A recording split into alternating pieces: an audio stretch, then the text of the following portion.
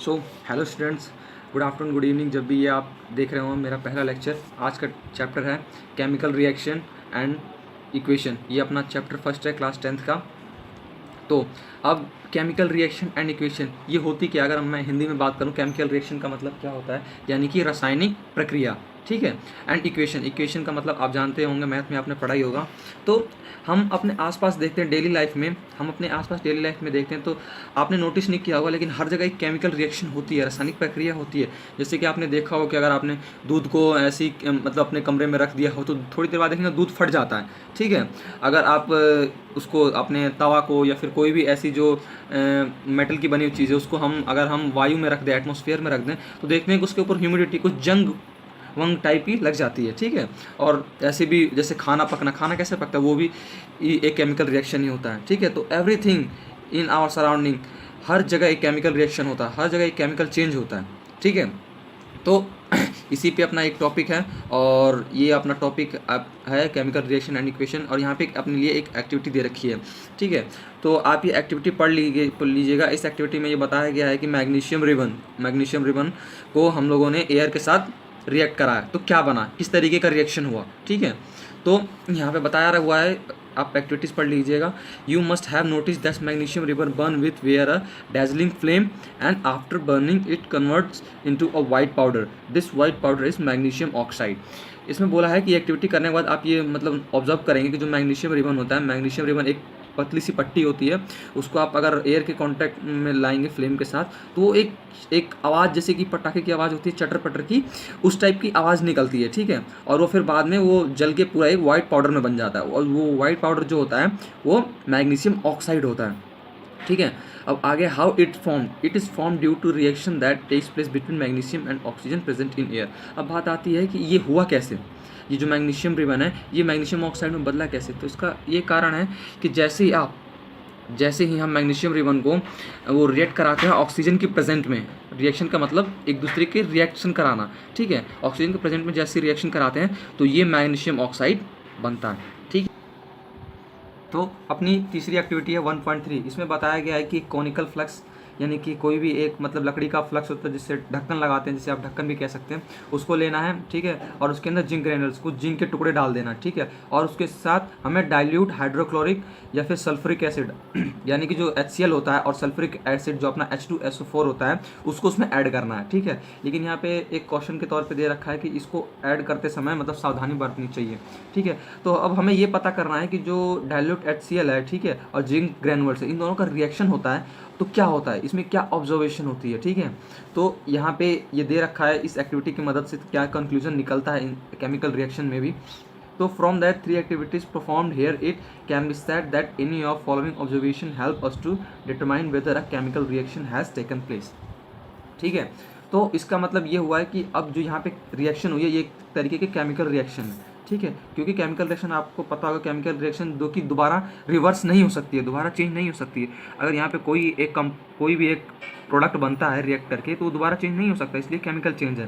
तो chemical reaction has taken place.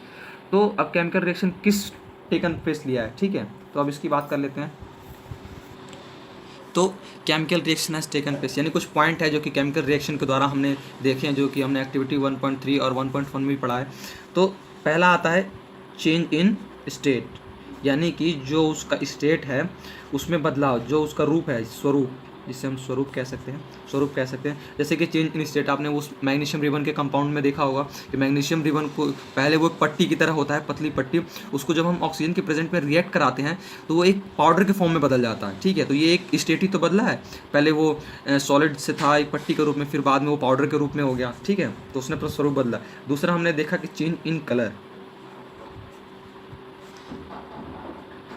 जो magnesium ribbon था, मैंने आपको बताया होगा कि जो मैग्नीशियम ऑक्साइड बनता है वो एक वाइट पाउडर होता है, ठीक है। तो वाइट पाउडर यानी कि कलर, तो इससे हमें ये पता चलता है। तो अब अगला है तीसरा पॉइंट, इवोल्यूशन ऑफ गैस। हमने 1.3 एक्टिविटी में देखा कि जो जिंक ग्रैनुअल्स है उसका हमने हाइड्रोक्लोरिक एसिड या फिर सल्फ्यूरिक एसिड से रिएक्ट करा तो उसमें H2 गैस निकलती है। H2 गैस यानी कि हाइड्रोजन, ठीक है। H2 मतलब हाइड्रोजन, जो हाइड्रोजन होती है वो गैस फॉर्म में होती है, ठीक है। तो इससे हमें ये पता चलता है कि केमिकल रिएक्शन में गैस भी निकलती है, ठीक है। अब चेंज इन टेम्परेचर यानी कि तापमान में कुछ गिरावट होगी या फिर कुछ बदलाव होगा, ठीक है। तो ये सारी पॉइंट्स जो याद रखने वाले हैं जिसमें कि केमिकल रिएक्शन वो उपस्थित होता है केमिकल रिएक्शन के समय, ठीक है। तो अब अगली बात करते हैं हम। तो अब ये हमने देखा कि ये सारी चीज़ें केमिकल रिएक्शन के समय हमें ऑब्जर्व की हैं। तो अब अगली बात करते हैं। As we see the changes around us we can notice that there is a large number of chemical reactions taking place around us. In this chapter we will study about the several type of chemical reaction and their symbolic representation. यानी कि इसमें बात किया गया है कि यही chapter एक केमिकल रिएक्शन पे बेस्ड है और हम अपने चारों तरफ देखेंगे, अगर ध्यान से देखने पर हम पाएंगे कि मतलब केमिकल रिएक्शन हर जगह उपस्थित होता है, ठीक है। तो इसी चैप्टर में हम पढ़ेंगे केमिकल रिएक्शन के बारे में और उसके सिम्बॉलिक रिप्रेजेंटेशन, यानी कि उसको कुछ एक सिंबल से रिप्रेजेंट करते हैं केमिकल रिएक्शंस को, ठीक है। तो अब आगे बढ़ते हैं। जैसे कि मैंने आपको बताया हुआ ये हाइड्रोजन गैस निकलती है जब सल्फ्यूरिक एसिड को जिंक के साथ रिएक्ट कराया जाता है, ठीक है। तो ये अपना कॉर्क है, ठीक है। और ये कॉनिकल फ्लक्स, ये जो एक ट्यूब टाइप में आपको दिख रहा है, ये एक हमने रिएक्ट करा सल्फ्यूरिक एसिड को, ये रहा जिंक ग्रैनुअल्स, ठीक है। और इसके साथ हाइड्रोजन गैस निकली। तो अब आती है अपनी 1.1 टॉपिक जिसका नाम है केमिकल इक्वेशन, ठीक है। तो we can describe the activity 1.1 in the following words. When a magnesium ribbon is allowed to burn in oxygen it get converted magnesium oxide, ठीक है। तो अब इसमें बस यही बताया गया कि हमने ऑब्जर्व किया 1.1 में कि जो मैग्नीशियम रिबन को हमने ऑक्सीजन के प्रेजेंस में रिएक्ट कराया तो मैग्नीशियम ऑक्साइड में बदल गया, ठीक है। तो अब हम बात करें कि अगर हम इसको लिखना चाहें, अगर हम इसे लिखना चाहें तो कैसे लिखेंगे। मैग्नीशियम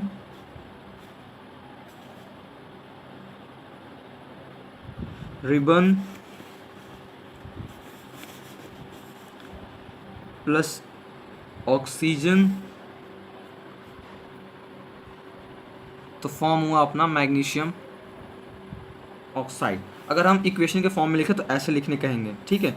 तो जिससे हमने रिएक्ट कराया इसे तो कहेंगे, एक टर्म यूज़ करते हैं हम यहाँ रिएक्टेंट्स, जिससे रिएक्ट कराया जा रहा है, और जो हमारा नया प्रोडक्ट बनता है उसे हम कहते हैं प्रोडक्ट, ठीक है। तो यहाँ पे हमने किसका रिएक्ट करा, मैग्नीशियम रिबन और ऑक्सीजन का, और अपना प्रोडक्ट क्या बना है, मैग्नीशियम ऑक्साइड, ठीक है, ठीक है। तो इसे हम रिएक्टेंट्स कहते हैं और इसे प्रोडक्ट है। जो रिएक्शन के बाद बनता है उसे प्रोडक्ट, और जो रिएक्शन से पहले होता है जिसमें रिएक्ट कराया जाता है वो रिएक्टेंट। और जो ये एरो है ये बीच में, ये चेंज शो करता है, यानी कि जो मैग्नीशियम ऑक्सीजन का रिएक्शन हमने कराया है ये मैग्नीशियम ऑक्साइड में बदला है, ठीक है। तो ये इसी को शो करता है। अब एक और बात यहाँ करते हैं, जैसे ये हो गया, हम इसे मान लेते हैं LHS, क्योंकि ये लेफ्ट हैंड साइड में है, और जो मैग्नीशियम ऑक्साइड है ये एरो के बाद का इसे हमने माना RHS, ठीक है। जो LHS होता है हमेशा प्लस के साथ, जैसे कि ये प्लस का साइन यहाँ दिखाया गया, और जो RHS होता है ये ऑलवेज प्लस के साथ, ठीक है। तो ये रहा अपना रिएक्शन लिखने का तरीका, केमिकल इक्वेशन, ठीक है। ये एक तरीके के बन गई अब अपनी केमिकल इक्वेशन, ठीक है। अब अगली बात आती है अपनी टॉपिक की, राइटिंग अ केमिकल इक्वेशन। आप अपनी NCERT खोल के रखिएगा जिससे कि आसानी हो समझने में, ठीक है। तो राइटिंग अ केमिकल इक्वेशन, तो chemical equation can be expressed in most shorter way. It can be done by using chemical formula instead of words. Chemical equation representation, a chemical reaction, ठीक है। तो हमने देखा कि जो हमने अपना इक्वेशन लिखा था, जैसे कि यहाँ आप देख सकते हैं magnesium ribbon plus oxygen equal to में अपना आया मैग्नीशियम ऑक्साइड। तो ये एक कुछ ज़्यादा बड़ा हो जाता है। जैसे कि अगर मान लीजिए कोई बड़ी इक्वेशन लिखनी पड़े तो इतना बड़ा हम एक किसी भी पेज पे या फिर कहीं पे नहीं लिख सकते। तो इसको कुछ शॉर्ट फॉर्म में हमने करने के लिए एक टर्म डिफाइंड किया, मैं यहाँ लिख देता हूँ। ये टॉपिक का नाम भी है अपना राइटिंग अ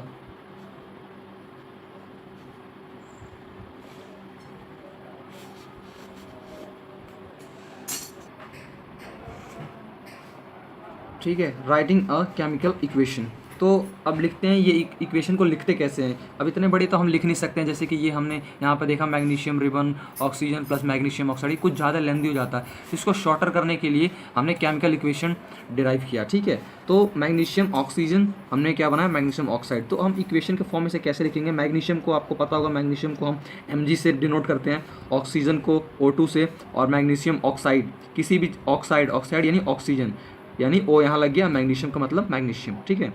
तो इस तरीके से हम डिराइव करते हैं। ठीक है। तो अब ये हो गया अपना LHS और ये हो गया अपना RHS। अब यहाँ पे हमने देखा कि ये जो क्या ये बैलेंस है, क्योंकि जो यहाँ पे प्रोडक्ट, यहाँ पे जो अपना प्रोडक्ट है, ये जो रिएक्टेंट है, क्या ये बैलेंस है, यानी कि ये LHS इक्वल टू RHS आ रहा है। तो इसका आंसर होगा नहीं आ रहा है। क्यों? क्योंकि यहाँ पर जो एटम देखे जाते हैं, यहाँ मैग्नीशियम के कितने एटम्स हैं, नंबर ऑफ एटम 1, क्योंकि यहाँ कुछ नहीं है यानी 1 माना। यहाँ ऑक्सीजन के कितने एटम हैं, 2। यहाँ मैग्नीशियम का ऑक्सीजन कितना बना, लेकिन प्रोडक्ट में 1 ही बन रहा है। ठीक है, तो इसका मतलब ये बैलेंस्ड नहीं है। जब दोनों LHS इक्वल टू RHS होते हैं तो ये बैलेंस्ड इक्वेशन होती है। ठीक है, यहाँ बता देता हूँ मैं, balanced equation LHS equal to RHS। लेकिन अगर वही LHS इक्वल टू RHS नहीं होगा तो ये अनबैलेंस्ड हो जाएगा, या इसे स्केलेटल भी कह सकते हैं। स्केलेटल, जिसका मतलब होता है स्केलेटल। ठीक है, तो जो अनबैलेंस्ड होगा इसे स्केलेटल भी कह सकते हैं। ठीक है, तो अब इसे बैलेंस कैसे करें? ठीक है, तो अब अगला बैलेंस्ड करने की कोशिश हम करते हैं कि कैसे इस इक्वेशन को हम बैलेंस्ड करेंगे, क्योंकि अभी ये अनबैलेंस्ड है और ये इक्वेशन अपनी गलत है। तो अब यहाँ देखते हैं कैसे होगा। तो अपने NCERT के हिसाब से एक एग्जांपल दिया हुआ है, जैसे कि जिंक प्लस सल्फ्यूरिक एसिड और साथ में क्या बना, जिंक सल्फेट प्लस हाइड्रोजन। ठीक है, अब हम इसको अब एक केमिकल इक्वेशन के फॉर्म में लिख देते हैं। जैसे कि मैंने आपको बताया होगा कि मैग्नीशियम को Mg, ऑक्सीजन को O2 और मैग्नीशियम ऑक्साइड को MgO लिखते हैं। आपने 9th स्टैंडर्ड में कुछ इसके बारे में पढ़ा भी होगा। तो जिंक को क्या लिखेंगे, जिंक कैसे डिनोट होता है, Jn। सल्फ्यूरिक एसिड को H2SO4, क्या बना, जिंक सल्फेट JnSO4। अब हाइड्रोजन को H2। ये सारी इक्वेशन आपको याद होनी चाहिए, क्योंकि ये बोर्ड के एग्ज़ाम के पॉइंट ऑफ व्यू से बहुत ज़्यादा इम्पोर्टेंट है। ठीक है, तो अब इसको बैलेंस करना है अपने को।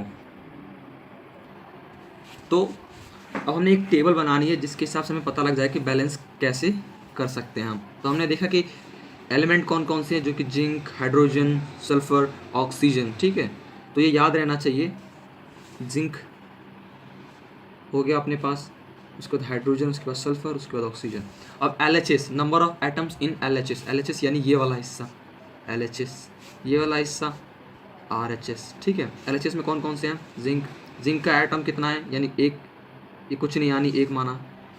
हाइड्रोजन के कितने हैं, यहाँ देख सकते हैं आप, हाइड्रोजन के 2 हैं। लेकिन ऐसा नहीं है कि हाइड्रोजन RHS में भी है, तो ऐसा नहीं हो सकता कि हाइड्रोजन 4 यहाँ लिखे LHS के, जो हमने LHS के लिए रॉ बनाया उसमें LHS के ही हाइड्रोजन लिखे जाएंगे, RHS के नहीं जोड़े जाएंगे। इसलिए LHS के केवल कितने हैं, LHS में हाइड्रोजन की एटम्स 2। ठीक है, ये एटम होता है। अगर यहाँ कुछ नहीं लिखा, माना यहाँ H है यानी यहाँ 1 एटम है। अगर मान लिया यहाँ H2 है तो यहाँ 2 एटम हो गया। ठीक है, अगर यहाँ माना H3 है यानी 3 एटम हो गया। ठीक है, तो इस तरीके से एक फॉर्म चलता है। तो यहाँ 2 है। अब सल्फर के कितने हैं, सल्फर का कुछ नहीं है यानी 1 हो गया। ऑक्सीजन के कितने हैं, यहाँ 4। लेकिन यहाँ ऑक्सीजन के RHS में भी है, तो ऐसा नहीं है कि RHS का ऑक्सीजन LHS में लिखा जाए, नहीं, ऑक्सीजन केवल LHS में कितना है, 4। ठीक है, अब RHS की बात की जाए उसी तरीके से, जिंक के RHS में कितना है, 1। हाइड्रोजन कितना है, यहाँ 2 है यानी 2। सल्फर कितना है, 1। ऑक्सीजन कितना है, 4। ठीक है, तो आप देख सकते हैं LHS में जिंक जितने हैं RHS में भी उतने हैं, हाइड्रोजन में जितने जिंक LHS में RHS में भी उतने हैं, सल्फर में भी जितने एटम्स हैं उतने भी RHS में भी हैं, ऑक्सीजन में जितने एटम हैं उतना RHS में भी, यानी कि ये सब बैलेंस्ड हो गया। ये बैलेंस्ड इक्वेशन अपनी है। ठीक है, तो इसे हम बैलेंस्ड इक्वेशन कहेंगे, या फिर बैलेंस्ड स्केलेटल भी लगा सकते हैं हम यहाँ टर्म यूज़ करने के लिए, अगर आसानी हो, कहीं पेपर में आ सकता है। अब एक और हम देखते हैं एग्जाम्पल के तौर पे, जिसमें दे रखा है अपनी बुक में इक्वेशन को बैलेंस करने के लिए Fe plus H2O Fe3O4 plus H2। ठीक है, अब इसको बैलेंस करना है, तो इसको बैलेंस करने के लिए टेबल बना लेते हैं सबसे पहले। तो हम तो हमने अब अपनी टेबल बना ली, जिस हिसाब से हमने यहाँ पे अपनी टेबल बना के समझा था कि कैसे एलिमेंट्स को बैलेंस करते हैं, उस हिसाब से मैंने एक टेबल यहाँ पर भी बनाई हुई है, देख सकते हैं आप। एफ ई के यहाँ कितने एटम है? एक, वो भी LHS में, ये LHS है, ये RHS है, मैं लिख देता हूँ। एफ ई में कितने LHS के एटम कितने हैं? एक। RHS के कितने एटम हो जाएंगे यहाँ? RHS में एफ ई के कितने एटम है? 3। यहाँ हाइड्रोजन के LHS में कितने एटम है? 2। यहाँ कितने हैं? 2। ऑक्सीजन कितने हैं LHS में? 0 नहीं, माफ़ कीजिएगा, 1। और यहाँ RHS में कितने हो जाएंगे? यहाँ दे रखा है 4, ठीक है।